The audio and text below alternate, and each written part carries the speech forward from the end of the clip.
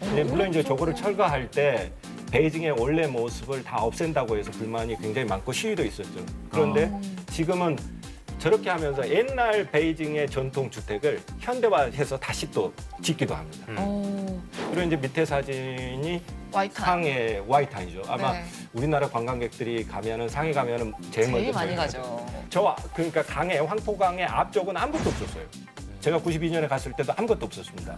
그런데 이제 그 이후에 개발을 하면서 포동이라는 푸동. 중국 네. 개혁 개방을 상징하는 곳이 저렇게 돼 있고 오늘날은 아시아 괜찮아요. 세계적인 네, 금융 볼게요. 중심지가 되어 있죠. 특히 이제 상하이 같은 경우에는 야경을 보면 이게 뉴욕인가 상하이인가 아니죠. 홍콩인가 이런 지금 생각이 들 정도로. 왼쪽 편에 있는 게 와이탄의 모습인데 그렇죠. 이 와이탄은 거의 그대로라고 보면 되는데 그걸 잘 살린 거고 그 앞에 그 오른쪽이 저- 반대편이 엄청 바뀐 저 거예요. 동방명주 있는 네, 쪽. 저쪽이 푸동인데 저기가 경제특구죠. 그렇죠. 왼쪽에 있는 그림은 상하이의 전성 시기가 1930년대거든요. 네. 그 모습 사실은 그대로 있습니다.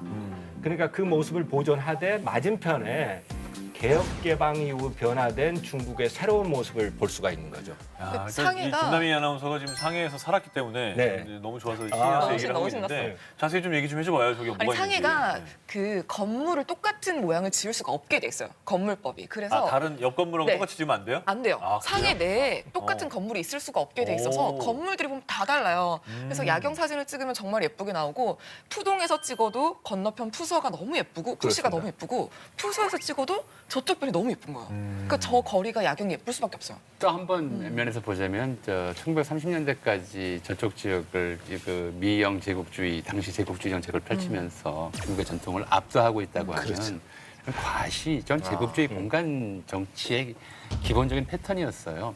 근데 중국이 저 대목에 대해서 치밀했다고 보는 것이 그 지역을 그때 재개발하고 그 옆에다가 새로 건물을 세웠으면은 오히려 좀 꼴이 사나웠을 거예요. 그런데 바로 이제 강 건너편에다가 현대 문명의 상징들을 몰아세웠거든요. 그리고 사진을 놓고 보면 이제 이게 비교가 돼요. 네, 높이가. 이게 제국주의 지배를 극복했다라고 하는 것. 오히려 제국주의 시대의 역사를 우리가 이제 내려다보고 있다고 하는 것. 그런 것을 드러내기 위해서 이제 푸동지구를 개발했다고 할 수 있거든요. 그래서 저 상해에 가면은 성시 박물관인가요? 성시 역사 박물관인가요? 네, 도시 역사. 전시관, 도시 역사 전시관이 있어요. 그 비교 과정을 쭉 보여줘요. 과거 이제 유럽 열강에게 지배받던 중국과 요즘 말로 이제 굴기한 중국 이거를 이제 황포강을 사이에 두고 대비시키는 그런 공간 전략을 구사한 거죠. 그러니까 결과론적으로 그런 게 아니라 그런 의도하에 이렇게 애초에 저 부분을 조성한 거예요. 놔두고 이렇게 조성했던 것은 그런 의도였다고 보여요. 자, 지금까지 상하이와 베이징, 그러니까 예전에도 굉장히 화려했던 도시인데 현대 어떻게 달라졌는지를 보셨다면 이번엔 예전에 거의 아무것도 없던 도시를 좀 보여드리겠습니다.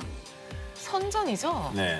네, 저기는 예전에도 얘기했었던 선전인데요. 정말 어촌에서 40년 만에 개혁 개방을 상징하는 그런 도시로 성장을 한 거고요. 굉장히 초록초록했는데 중국에서 뭐 북경 상하를 넘가하는 최대 가장 핫한 도시로 지금 탄생했습니다. 여기가 원래 부자 동네 아니었나요? 예전에요? 예전에. 아니, 어촌. 어첩, 홍콩 바로 옆에 어첩.